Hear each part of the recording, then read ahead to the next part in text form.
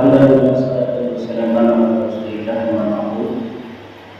Maka yang saya hormatkan Profesor Dr. Manahim Ali dan seluruh sahabat pembicara yang hadir serta para hadirin di tempat yang mulia ini, Mu'alaf Center At-Tauhid yang saya muliakan.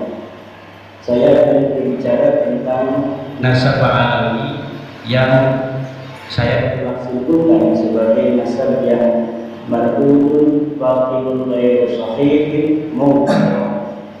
Nasab yang batal, nasab yang tidak sahih, nasab yang berlandaskan apa? Nasab alami adalah nasab yang batil, nasab yang marhum, nasab yang tidak sahih, nasab yang batil. Paling tidak tadi saya telah coret-coret ada 15 poin yang akan saya sampaikan terkait dengan batalnya nasab alami pada kesempatan yang berbahagia ini. Pertama, nasab alami terputus karena Ubaidillah tidak terbukti sebagai anak Ahmad berdasar kitab-kitab yang sejaman. Tidak ada kitab yang sejaman yang menyatakan bahwa Ubaidillah ini adalah sebagai anak daripada Ahmad bin Isa. Ahmad bin Isa wafat pada 345 Hijriah. Kitab-kitab nasab ditulis ketika itu abad ke-4, ke-5, ke-6, ke-7, ke-8 dan ke-9 tidak nama Ubaidillah merupakan anak daripada Ahmad. Ahmad bin Isa tidak terbukti hijrah Yaman berdasarkan kitab-kitab abad ke-5 sampai abad ke-9. Di dalam kitab-kitab nasab yang telah ada abad ke-5 juga kitab-kitab tarikh, kitab-kitab sejarah yang ada dari abad ke-5 sampai abad ke-9 tidaklah menceritakan, tidaklah mereportase adanya hijrahnya Ubaidillah atau ayahnya Ahmad bin Isa ke Yaman. Bagaimana orang yang tidak hijrah ke Yaman kemudian bisa mempunyai keturunan di Yaman? Yang ketiga, nasab alami terputus karena Ubaidillah tidak terbukti sebagai anak Ahmad berdasar kitab-kitab sejaman. Oh ini ya, salah ketik ini. Makam Ahmad bin Isa yang ada di Hadramaut baru ditemukan di abad ke-9. Jadi makam Ahmad bin Isa yang hari ini sangat populer berada di Hadramaut Yaman, itu di dalam kitab tarikh saya temukan bahwa makam itu ditemukan pada abad ke-9 Hijriah.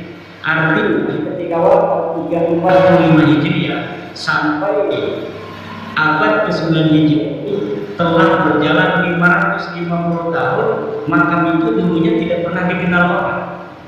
Ketika nasab alami dikonstruksikan pada abad ke-9 bersamaan dengan itu pula makam-makam yang berkait dengan nasab itu kemudian perlu untuk dibangun untuk menjadi kekuatan lain, bahwa klaimnya nasab itu ada nama-nama tertentu sampai bersambungnya nasab mereka dengan Ahmad bin Isa, maka kekosongan nama-nama yang juga di dalamnya ada kekosongan makam-makam ini perlu dibangun makam-makamnya itu sebagai bukti saksi buat masa-masa yang akan datang. Makam-makam palsu yang hari ini dibangun oleh seseorang yang diurus sebagai leluhur-leluhurnya adalah merupakan kejadian ulang daripada kejadian-kejadian masa lalu dan leluhur dia yang juga sama melakukan hal yang serupa, yaitu membangun makam baru yang sebelumnya tidak ada untuk diyakini oleh orang lain bahwa itu adalah makam leluhurnya. Bagaimana pengurutan nasabnya ini sampai Ahmad bin Isa ada dibuktikan dengan makam yang kemudian dibangun, diberikan tanggal, diberikan titik masa sesuai dengan titik masa orang-orang yang diklaim itu padahal orang-orang itu pun tidak ada, sebagaimana makam itu pun dulunya tidak ada. Kemudian batu nisan Muhammad Sohib Mirbat yang ada di Mirbat telah terbukti dibuat pada abad ke-9 atau 10 Hijriah. Sebagaimana kita ketahui dari pemaparan tulisan saya bahwa dari nama-nama Ba'alawi ke atas bukan hanya Ubaidillah yang tidak ada, tapi Muhammad Ubaidillah punya anak namanya Ali, Ali punya anak namanya Muhammad, Muhammad punya anak namanya Ali, Ali punya anak namanya Ali, Ali punya anak namanya Muhammad Sohib Mirbat. Ini semuanya adalah orang yang tidak terreportase oleh sejarah apapun, baik di dalam kitab nasab maupun dalam kitab sejarah. Bagaimana orang yang tidak dicatat dalam kitab nasab kemudian pada abad 9 dibangun namanya dicantumkan dalam kitab nasab yang hanya ditulis oleh keluarga mereka, dan kemudian dibangun kesejarahannya pada kitab sejarah yang juga ditulis oleh mereka. Ada kitab-kitab yang hari ini cetakannya ada, ditulis oleh orang lain, tapi apabila diteliti, lihat pentahkiknya, itu pentahkiknya adalah kalangan mereka. Dan saya meyakini setiap kitab sejarah yang ditahkik oleh kalangan Ba'alawi, maka pentahkikannya itu tidak jujur, dan di dalamnya pasti ada interpolasi nama-nama sesuai dengan nama-nama leluhur yang mereka catat. Kenapa? Karena nama leluhur mereka tidak tercatat dalam kitab sejarah, maka mereka merasa perlu untuk mencari manuskrip kuno, kemudian manuskrip kuno ini ditahkik olehnya, kemudian disisipi nama-nama dari keluarga mereka, dan ini dapat dipertanggungjawabkan karena saya telah meneliti beberapa pentahkikan dari kalangan mereka tentang kitab-kitab tarikh Al-Maut, tarikh San'an yang mengitarinya. Di dalamnya ada interpolasi, yaitu penyisipan tokoh yang tidak ada dalam manuskrip aslinya, kemudian disisipkan seakan tokoh-tokoh ini adalah merupakan tokoh yang historis. Kemudian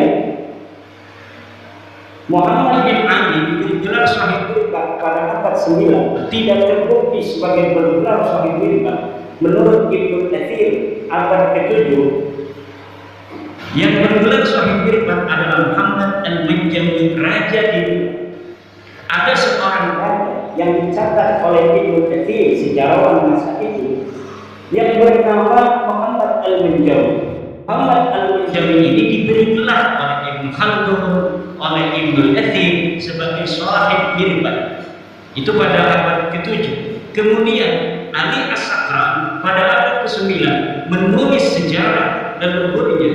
Kalangan Ba'alawi ini menyebutkan nama untuk salah satu nama yang dibarukan itu, yaitu Muhammad bin Ali, disebagaikan atau dialiaskan sebagai Muhammad Sohib Mirbat.